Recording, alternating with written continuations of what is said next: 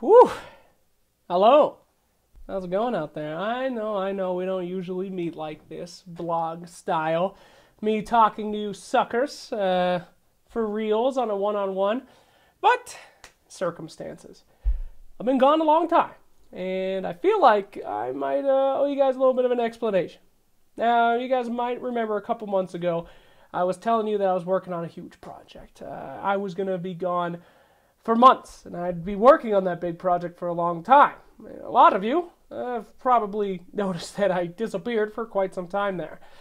And yeah, so it's time to talk about all that and give you guys an explanation as to where I've been. Of course, this is for you guys on the Patreon that I have left so long ago.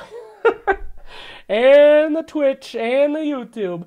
Everybody out there that liked all that content, and then it just disappeared. So, let's start from the beginning. What happened? Well, it all starts at TI-7.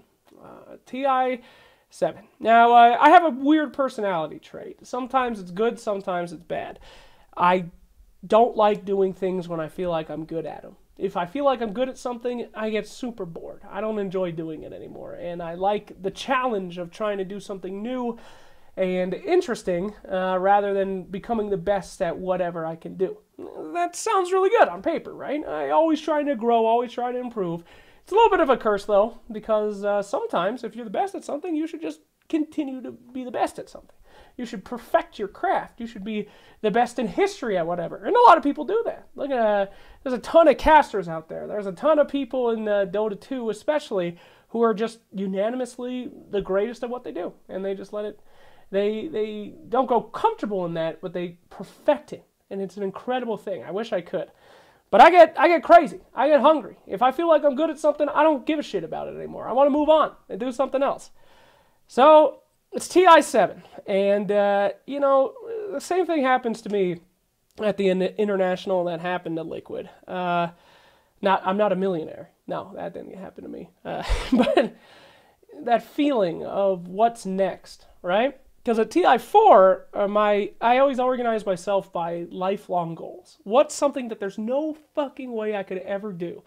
And it gives me a reason to wake up every day. At TI-4, I was sent to the International by you guys, the community, and I saw it and I'm like, I want to go to this. I want to be part of this. I want esports. Sorry, that's my wife. I'll have to tell her to call me back. I'm not editing this video, so you'll deal with that. But TI-4, I said, I want to do TI. I want to be part of this. I want to be part of esports. I loved it. It was insane.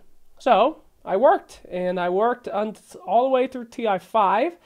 And got hired for TI-6, and the dream was done. I had done it. It was time to find another impossible life goal. So, the end of TI-6, I thought to myself, okay, what's next? I've worked at a tournament. Maybe I should make my own tournaments. And so, we began. I did Midas mode, which was my own little baby that, you know, I thought of a new game mode. I worked to get all the sponsors, all the teams. I mean, I made everything for that bad boy. Of course, with help from my boys at Moonduck, especially Zyori, who helped a lot with the organization stuff and producing that event and all that jazz. But that was my new thing. I've worked at esports. What's it like to make esports? What's it like to be behind it? So I did it, and it was another impossible goal. Sunsfan let me help out with Captain's Draft 2, kind of designing a LAN experience and putting a lot of, like, what are we going to do with people that show up to the tournament. So there it was. TI-6 after I made it, that got me through TI-7 as my next major goal. So then TI-7 hits, and I think, what's next? I did those two things. There's got to be something more. There's got to be another impossible goal. So the next impossible goal was to see what it was like to put on the biggest esports events. I wanted to work in the back of house of the International. And so that was it. I wanted to work with Valve. I wanted to work at the back end of TI. And I wanted to take all this experience that I got from making my own tournaments and move them into what would it be like to make the biggest esports tournament in history. So I got to work. I found out that TI was going to be held in Vancouver instead of Seattle, and I thought to myself, okay, what are ways that we can improve the international experience? What are ways that we can make that tournament better, and how the hell do I talk to people that could possibly help with that? So I went all in. I did the Lorgasm for Pudge's Arcana, and it was ESL Gen Ting, the second one. And I started writing proposals, getting ideas together, and all that shit. So that was it. I wrote and thought, and then I sent a proposal over to Valve saying, here's 30 pages of ideas for what we can do at TI-7. Here's what I think, TI-8, excuse me. Here's what I think the International is good at. Here's what I think it's bad at. And went for it. So that was insane, doing that. I mean, I spent probably a full month brainstorming and thinking and planning and writing and making all these different kinds of ways to do it. So never in a million years thought that they would ever take what I sent them seriously or actually give a shit about any of that. Because again, I've worked for Valve. I've never worked with Valve at anything before. And to my complete surprise, they were welcome to the ideas. They got together, went through the list of 30 pages of ideas and stupid-ass things, and went through every single one, said this is garbage, this is good, this is okay, can't do this, maybe do that. And what do you know? I started working on TI back in,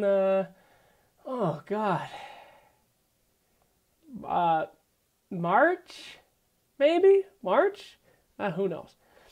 So, the plan was a lot of different fronts. It was, we have never made stuff before the International before. We've never put our efforts into drawing people into watching the experience, because the experiences always live for itself. So, that was a big focus of it, was let's do stuff before TI. There was another focus. Let's make things more interactive. Let's include the community more, yada, yada, yada, yada. And went to work on that, and it was unbelievable. So, yeah, where to begin? Where to begin about Valve software? I am not going to get as in depth as you guys want me to on this. This is more about my experience rather than what Valve is like. But let's just start it here. What's it like to work with your heroes? I've always been a Valve nerd. I've always been a Valve fan. My first thing I've ever did was post on the Steam-powered user forums as Sir Action Pants writing fanfics about Dota 2. Team Fortress 2. I've always been this crazy Valve fanboy, and it's always been like a dream to just talk to Valve guys, not to mention like work with them. So what's it like to work with your heroes? And a lot of people say don't meet your heroes. Fuck that, dude. Meet your heroes. Those guys are incredible over there. It's a rare position. Valve's not famously known for working with people, people that are known and, working. And you guys know what I'm saying. There's like the curtain and the wall, because it takes a lot to get trusted by those guys, and they have a lot to lose if stuff gets leaked out and shit. But I thought that they'd be pretty standoffish. I thought that it would be a lot of, it's a corporation. I figured there'd be a lot of, let's talk about bottom lines, let's talk about how we make money, let's talk about this. No, none of that. It's so weird, man. You get these guys that they just care about making something that people enjoy. And it's not once was the bottom line ever, they never talked about money. They never talked about how much would something cost, how much will we gain from it. It was just, will people like this? Will they enjoy it? And God, there's so many interesting parts about Valve that are just so incredible. For one, they listen to everything. You have a stupid idea, you throw it out there, and you're working with the best people in the world. There's no question about that. Every single guy that I talked to at Valve, I'm like, hey, what did you used to do? And I was like, I built rocket ships and sent them to the moon and shit like that. Like, it's literally everybody has this experience that goes way, way back. They're all the best in their field. There's only the best in the world work there. So you would expect it to be hyper egocentric. It'd be hyper like, I'm clearly the best person because I beat out all the other candidates. I have a metaphor for Valve that I like to use. When they make a decision, they get everybody in a room, and they play it out. And let's say that you're talking about doing heart surgery, you know? Maybe you happen to have 4 of the best heart surgeons in the world in there, and you're talking about how to save this guy's life. But if the janitor can come up with an idea that is better than what the heart surgeons come up with, then as long as they all talk about it, they'll do it. It's an environment where anybody's opinion is valued as if they're the same as everyone else, no matter how high their experience is with it. As long as it makes sense, as long as it's intelligent, then it'll work. So, what an incredible goddamn place to work at. What an incredible people to work with. There's a famous saying by DJ Wheat, I believe he said, I just want to work with people that give a shit as much as I do about everything. And, they gave a lot of shits. A lot more shits than anybody I ever worked with before. So, yeah, the work began for the International. Basically, had these ideas, presented them, and they went through the script, and they decided what they thought was good and what they thought wasn't, and the work began on modifying my insane ideas to be ones that were actually manageable. So, mission number 1 was the Down Low series. Oh, Lord, the Down Low series. I worked so much Down Low series.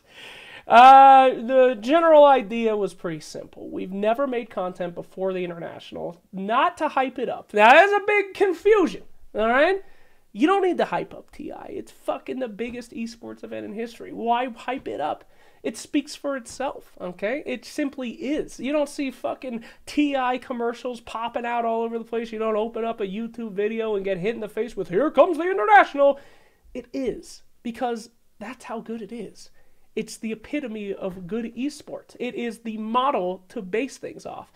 So we didn't need hype content. No. The goal was educational content. One thing that's sorely missing from the International that I always thought was people have more eyes on TI that don't play the game than any other time of the year. And you're going to get all different types of people that don't watch the game.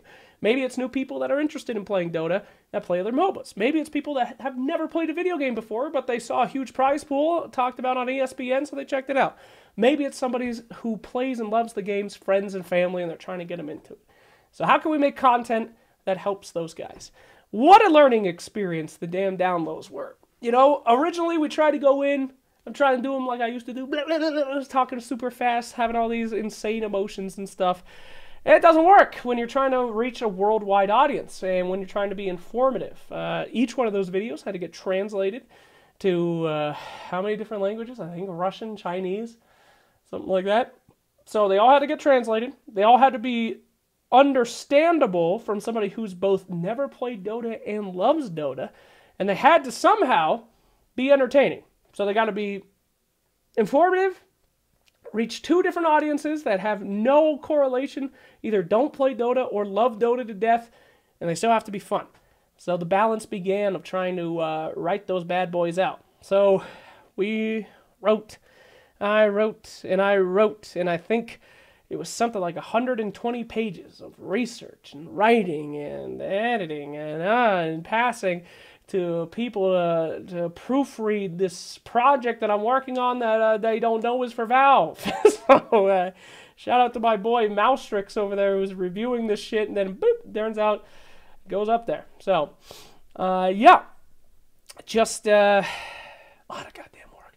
Okay, there's this moment. We get all the down lows done for the invited teams, because that was another reason why I brought it up. This was the first time in Dota 2's history where we knew who was going to the International months before, which provided us with an extremely unique opportunity. We can do content with guys because we know that they're coming 2 months before. I mean, for the first time. You never have that ability in other esports, in any of the other TIs. So we could do these down lows. We could do these before projects. So, yeah, we get those done. And then the open qualifiers for Dota 2 and for TI. I think 10 teams come out, and we record the next session in front of the camera and the green screen 48 hours later or some shit. That was the most crazy I have ever worked. We wrote, like, Jesus, 10 scripts in like 4 days or something. It was nuts. And these aren't just like, throw them out there, have some fun. No, I'm talking like highly researched. Here's the history of each team. Good God. That was an unbelievable project. I cannot believe we took it off. But as far as filming it goes, I was absolutely terrible at filming it. I mean, it's a lot different when you're just talking like right now. I'm not reading off a script. I can say whatever I want. The pace is nice and stuff. But when you're reading off a script, and it's got to be understandable, and it's got to be translated, and it's got to be not annoying, which is, a problem I suffer with, of course. I am mostly annoying. It's hard. I've never read off a teleprompter before. And also, I'm up there with my hand. My hands matter, Standing matters. Talking slowly and all this shit. Oh, my God.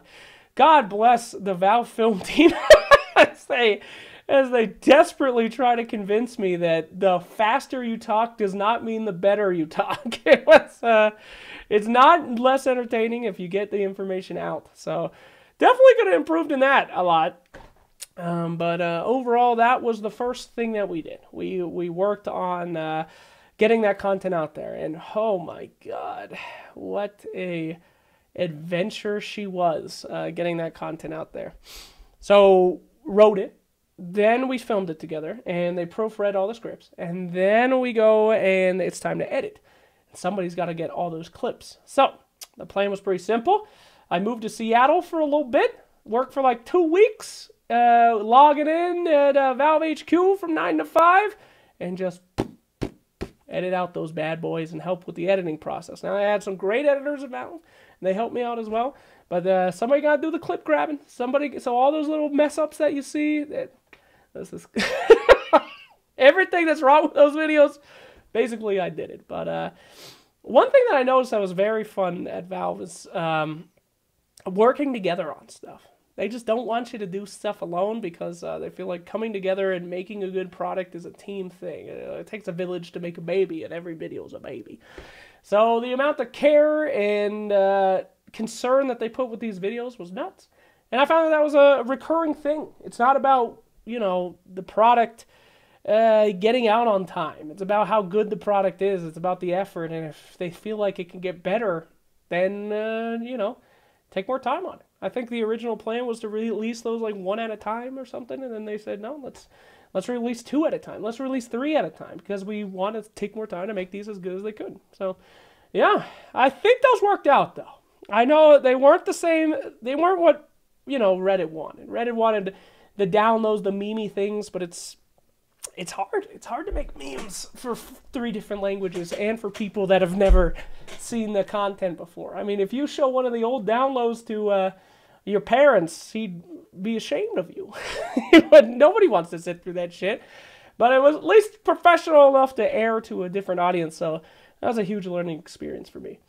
But I don't know. Next up was just working on videos, the video ideas, and working with the film team and everyone else back there. And it's, oh my God, it was an adventure, man. It was a lot.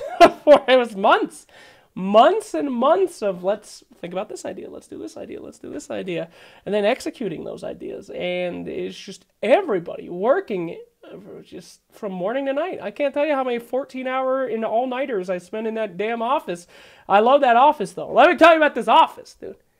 You go in, one of the floors is just a cafeteria. You just eat all day. And when I first came in, I was like, oh, maybe I'll take a water. I don't want to be rude. And then after a few weeks, my hands were full every day. I was eating like 4 sandwiches a day.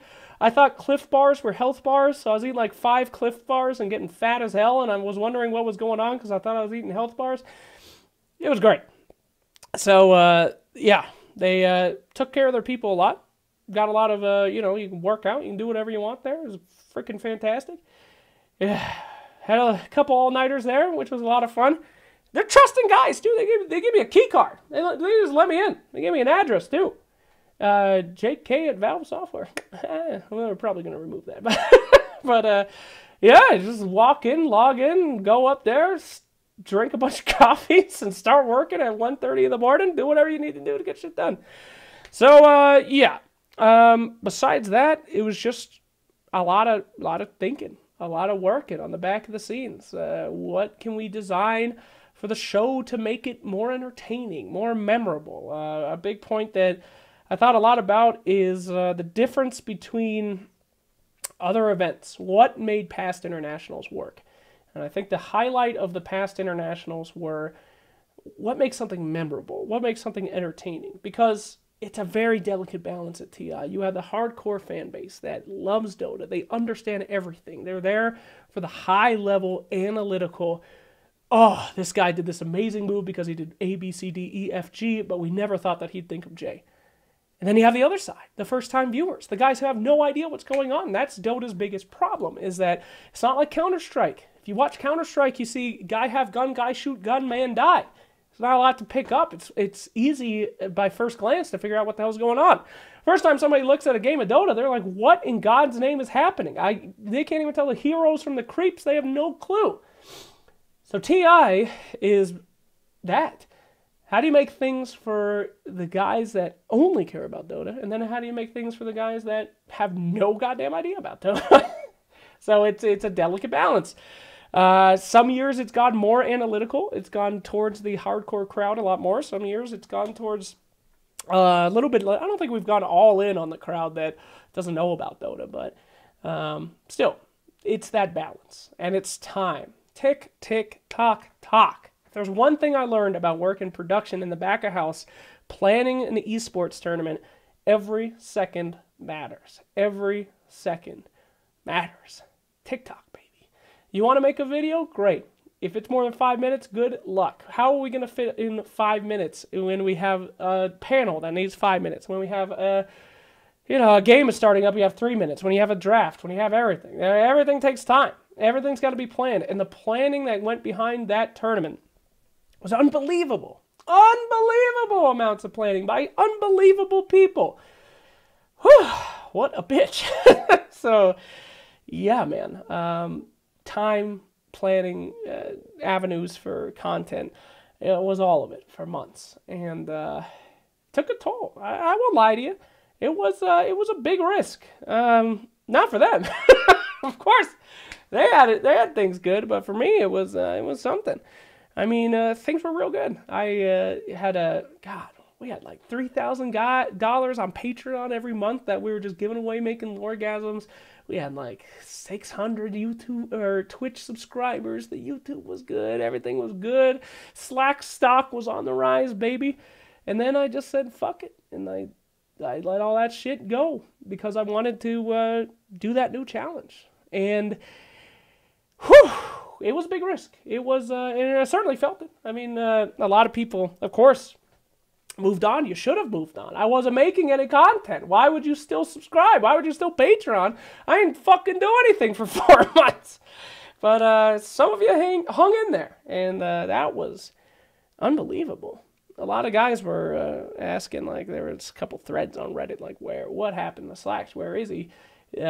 Whatever. He's working on this project. It will be worth it. And it was, I could have lost everything there, man. I mean, that's the life of a streamer. That's the life of a content creator on the internet. If you stop making shit, expect that to go because other people are making shit and people are paying for you to make shit. So why would they pay you not to make anything? So it could have been a complete disaster. You don't leave for almost half a year doing none of your own stuff and trying to make something. And I have no idea how any of you guys stayed. Immeasurable thank you to the guys who stuck around because it's just like you had faith. I wasn't just jerking off somewhere. So, yeah, thank you. Thank you from the bottom of my heart. But anyway, you don't care about this sappy shit. You care about more stories and anecdotes of what happened. So, yeah, working 9 to 5 at Valve for a while. That was giddy. I've never felt like that in my life, dude. I got a taste. For TI7, we did the intro to TI7, if you guys remember that Crystal Maiden cosplay thing. That was my first taste of what it was like working with guys that are just way, way above your level.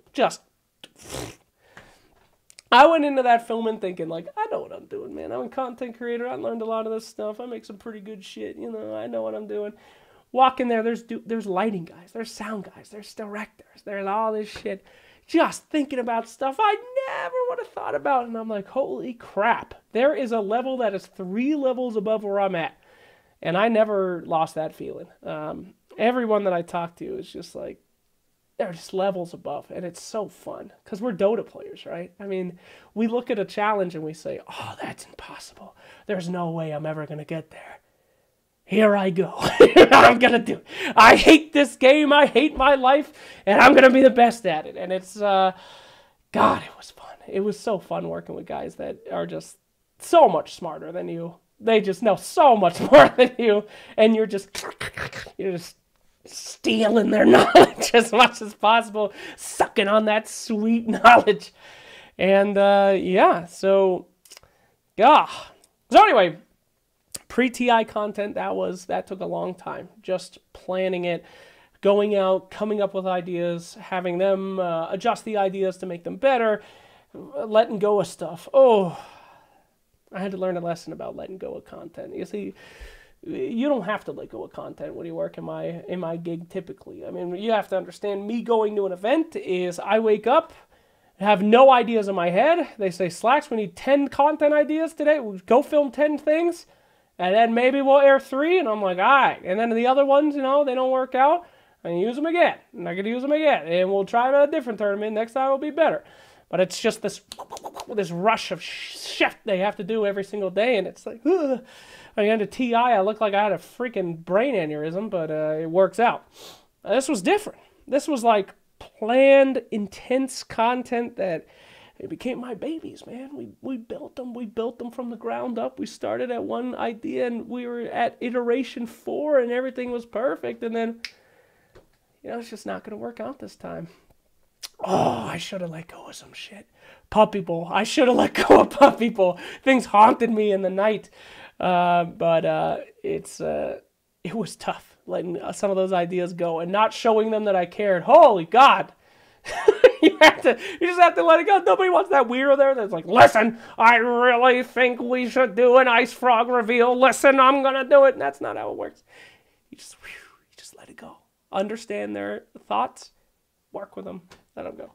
So, yeah, big focuses this year. Whereas those kind of ideas, letting things go. And I think what we kept was really good. Of course, I think the content was incredible. I mean, a lot of it was Valve.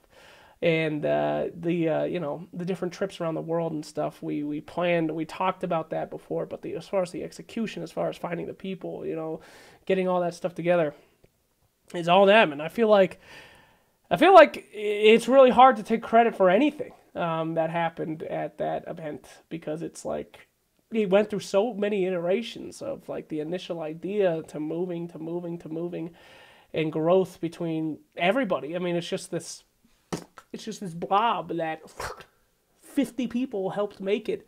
So nobody owns anything.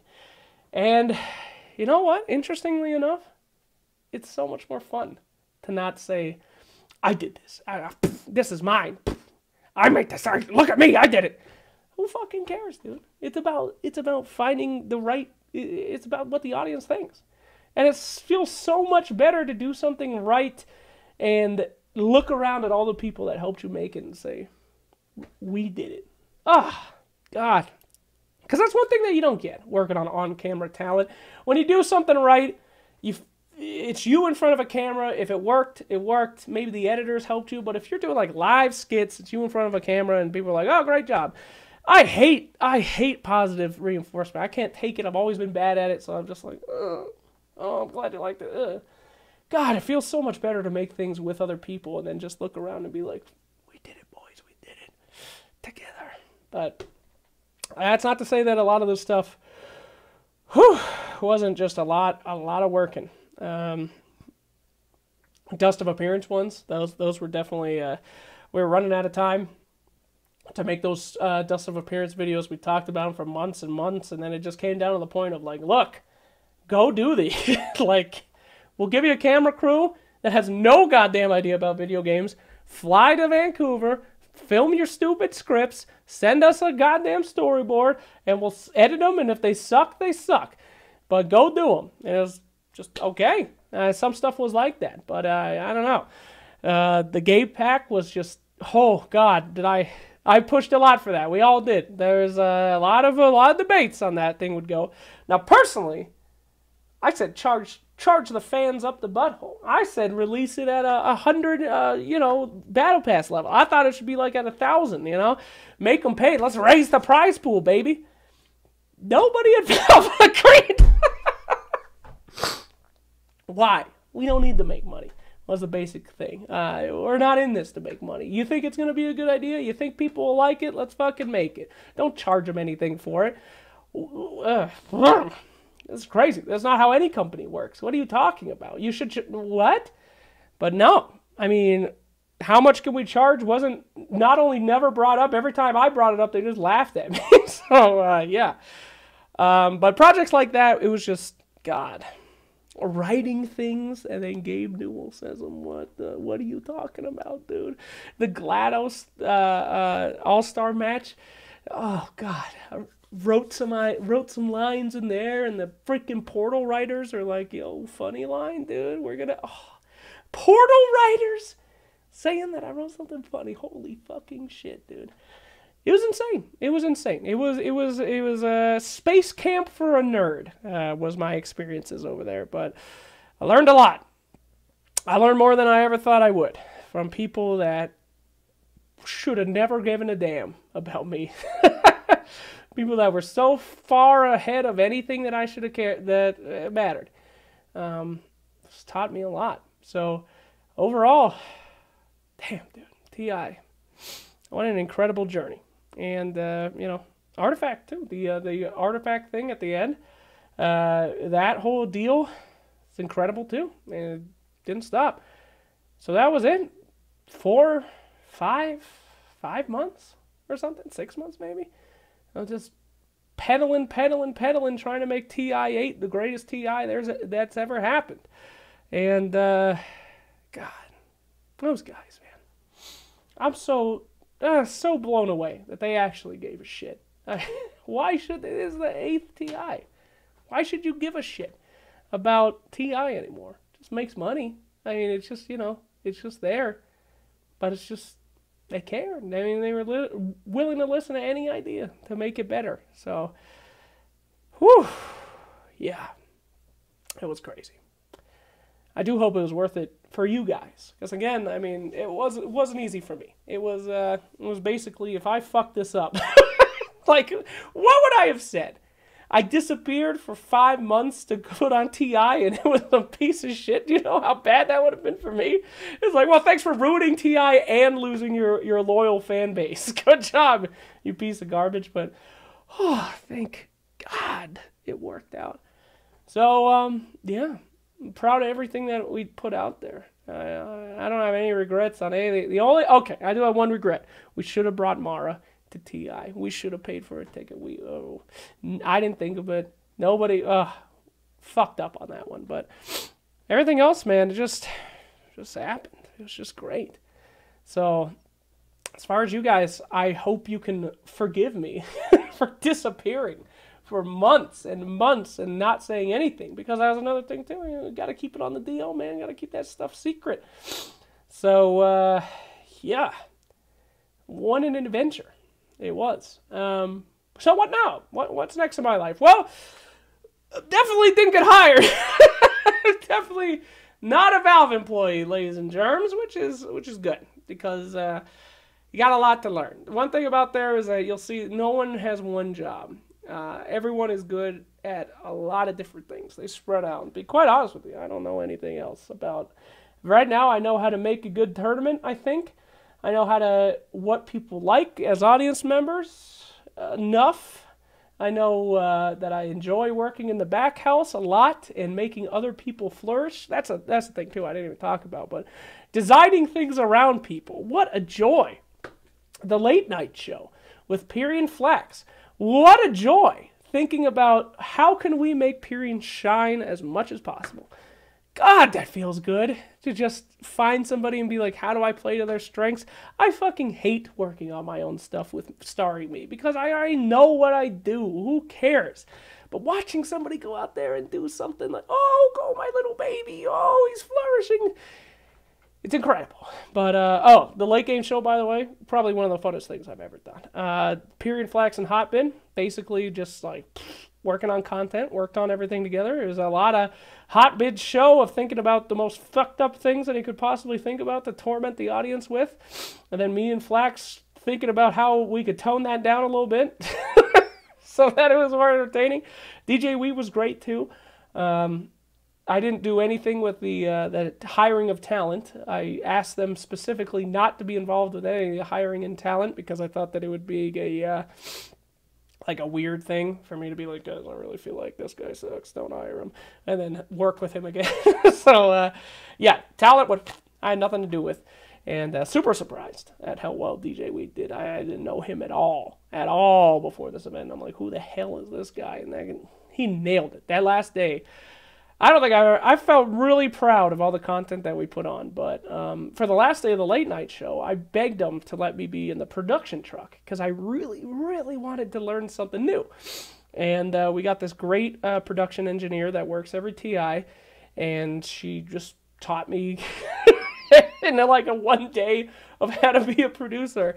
And I was being the assistant to I was like a producer, and then there was a director, and there's all these other guys, and holy shit, dude. What an incredible experience being in a production truck and being like, cam looks good. This is coming up next. How's the visuals? How's the text? Put the text on. Boom, boom, boom. What an incredible world that I had no idea existed. It's so fun. It's so stressful.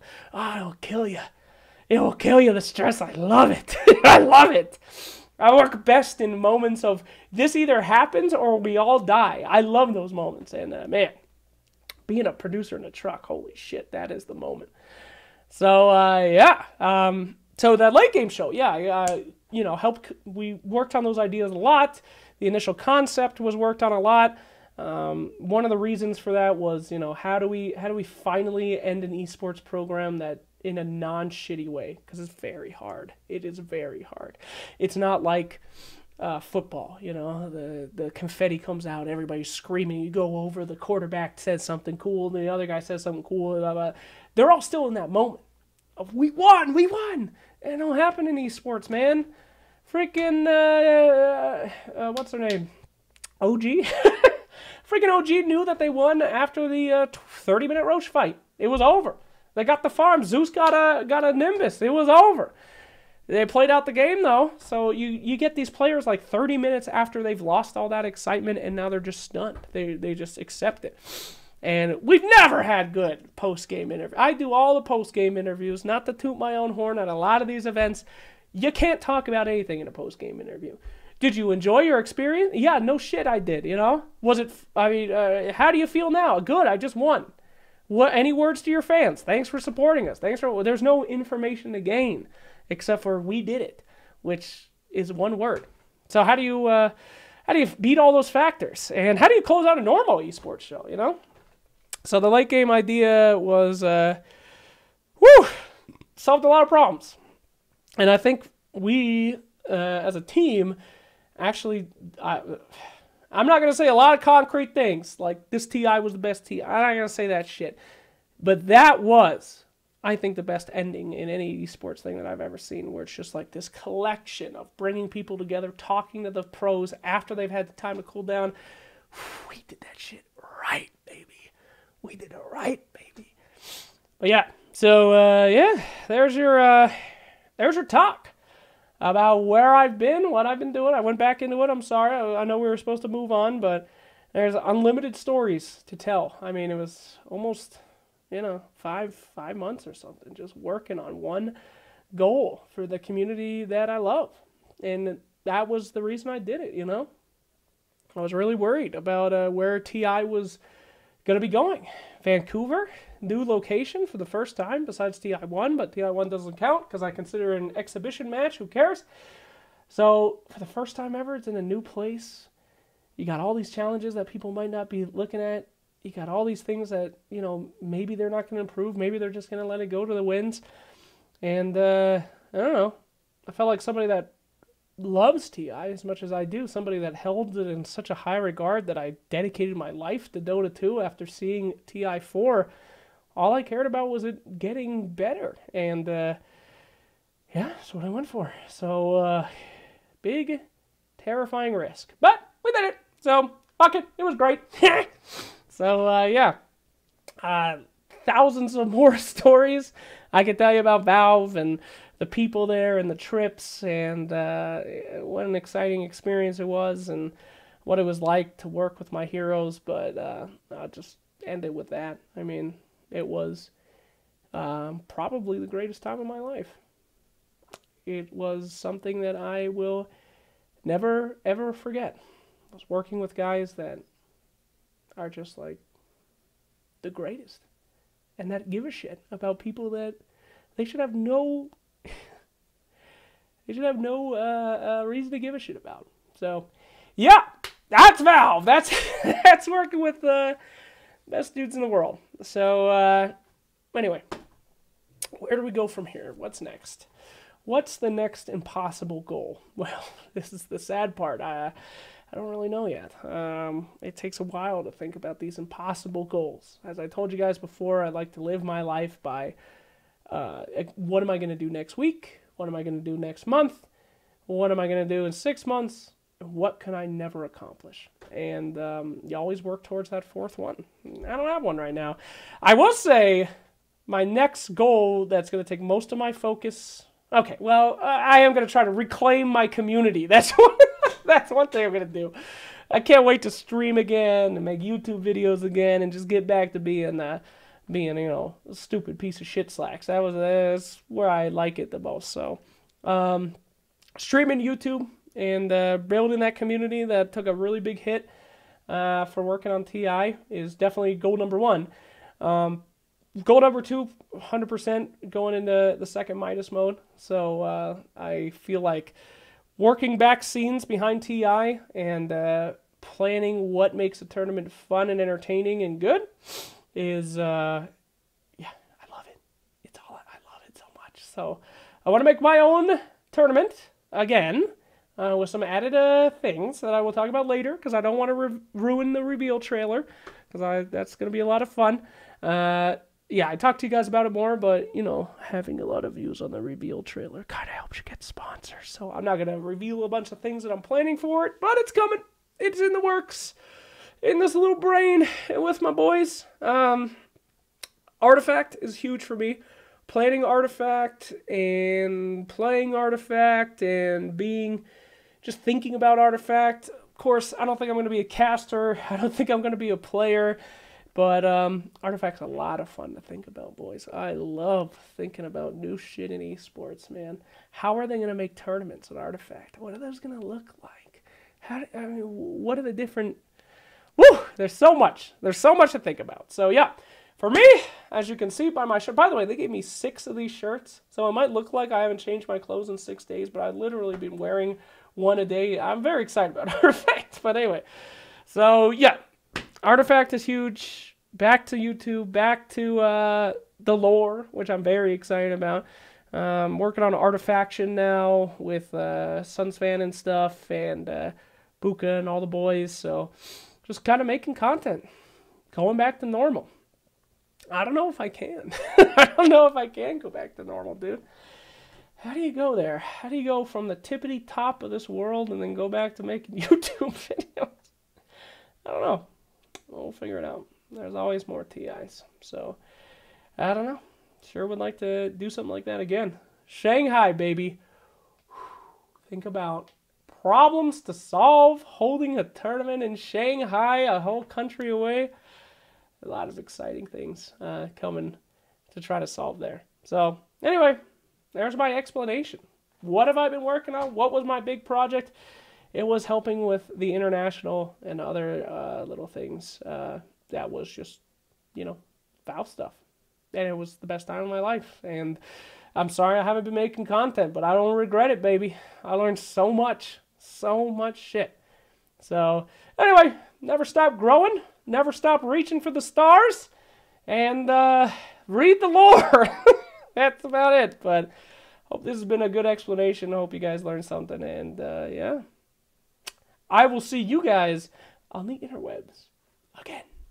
Goodbye.